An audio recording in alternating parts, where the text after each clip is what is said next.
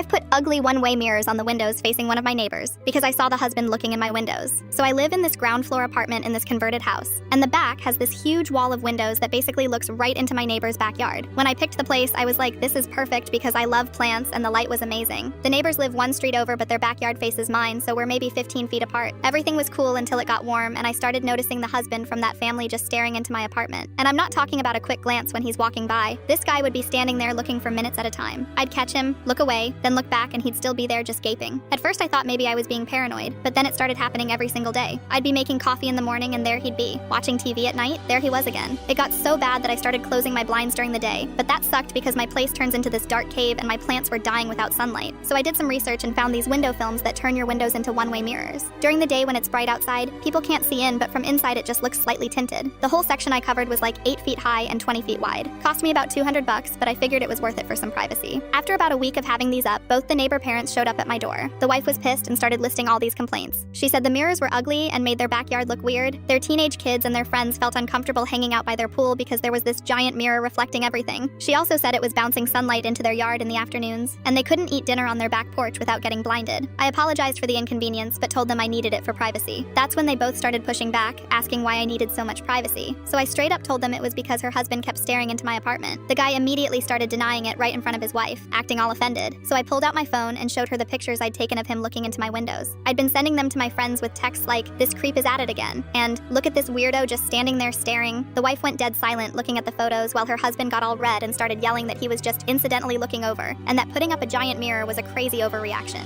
I told them I wanted to keep the mirrors up and that this whole situation could have been avoided if he just minded his own business. The wife didn't say anything else, but you could tell she was mortified. A few days later, my landlord called me saying the neighbors had complained about the mirrors. When I explained the situation and showed him the photos, he just laughed and said as long as I wasn't damaging the property, he didn't care what I put on the windows. The funny thing is, after that confrontation, I noticed the husband now goes out of his way to not even look in the direction of my apartment. Mission accomplished, I guess. The mirrors are still up and my plants are thriving.